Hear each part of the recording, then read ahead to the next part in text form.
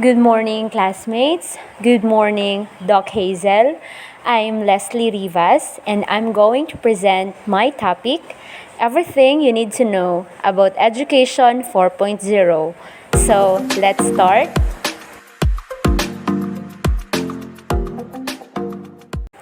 In order to prepare future graduates for work, universities must align their teaching and processes with technological advancements. In this time, technology began to get into the education process, wherein both students and teachers started to utilize technology in basic ways, otherwise known as Education 2.0. As this technology advanced, including the mass infiltration or penetration of a more user-generated internet that is now Education 3.0 was formed.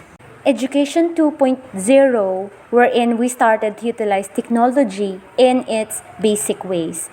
While in Education 3.0, it is now this technology was advanced. Students now had their own access to information, the option to learn virtually, and platforms to easily connect with faculty and the other students. Education was no longer centered upon a back and forth between students and teachers, but instead took on a more networked approach, with students having their own direct connection to a variety of different information sources. Unlike before, students are just only relying to teachers in acquiring learning and informations. Unlike subong, 'di ba? Nga ang students pwede na sila maka-access directly to the different information sources present in the internet. With the use of technology, we have different websites, we have different platforms wherein pwede sila maka-research sang ila gusto nga mabalaan. Now, what is Education 4.0? Education 4.0 is a desired approach to learning that aligns itself with the emerging fourth industrial revolution. This industrial revolution focuses on smart technology, artificial intelligence, and robotics, all of which now impact our everyday lives. For universities to continue to produce successful graduates, they must prepare their students for a world where these cyber-physical systems are prevalent across all industries. This means that we have to teach students about this technology as part of curriculum.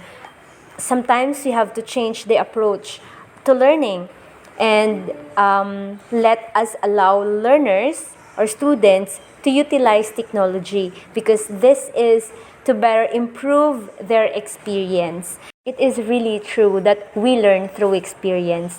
That is learning by doing approach.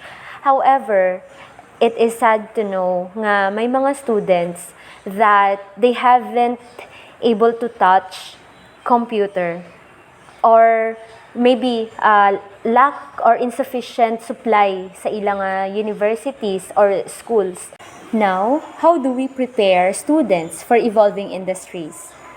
Cyber-physical systems are steadily becoming more integrated into various industries, inevitably affecting the skills requirements for employees. According to the research by McKinsey Digital, revealed that due to the fourth industrial revolution, 60% of all occupations could potentially have at least a third of their activities automated. The fourth industrial revolution will also impact the skills that students will need in the future. In 2016, the World Economic Forum produced a report exploring these changes. They predicted that by 2020, more than a third of the desired core skill sets of most occupations will be comprised of skills that are not yet considered crucial to the job today. So that was last 2020. So what about in this 2022? I think we are needing jobs related to technology assisted programs to enhance the industries, even the jobs. So they are hiring potential persons with regards to handling technology. To help us better understand the importance of technology in Education 4.0 or even in the jobs today, I'll let you watch this short video. Education 4.0. The COVID-19 pandemic has fast-tracked the adoption of technology in our everyday lives and in education. It has fast-tracked the fourth industrial revolution, the age of automation and artificial intelligence. In the next 5 years, the world of work will change drastically. 85 million jobs worldwide will be displaced. The October 2020 World Economic Forum Future of Jobs report show that 40% of the current workers' core skills are expected to change in the next 5 years. What jobs will be in demand in 2025 and beyond? The top 3 are: first, data analysts and scientists; second, AI and machine learning specialists; and third, big data specialists. That is why Education 4.0 is really important and it is a need. It is about also revolving with the times. And for higher education institutions, this means understanding what is required of their future graduates. This is the new approach to learning. By aligning teaching and learning methods with the skills needed in the future, universities can be sure they are successfully preparing their students for the fourth industrial revolution. One method of doing so is by encouraging accelerated remote learning, which is the idea that students will learn theoretical knowledge remotely using digital means or using online, while ensuring any practical skills are still learned face-to-face. I guess our universities are prepared for this. They are using online platforms, they are using any digital means for submitting their projects, their reports, while they have to make sure nga kinahanglan gid nila magkadto sa school face-to-face para ma-learn ang mga hands-on activities, mga practical activities. What is the implication of this to education?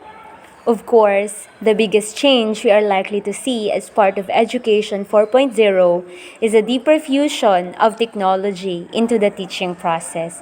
So, technology is now part of our everyday life. It is now part of our teaching life. The ultimate purpose of utilizing this technology and adopting new methods is to place students at the center of the education process, shifting the focus from teaching to learning. So in order to produce more graduates who are prepared to take on the future state of employment, schools and universities must evolve. Accept changes to some traditional processes are inevitable. And for the last, let us bear in mind that in teaching, let us create more versatile students, well-rounded, who can adapt themselves to various career options, something that will be extremely valuable in the future. That would be all, and thank you so much for listening.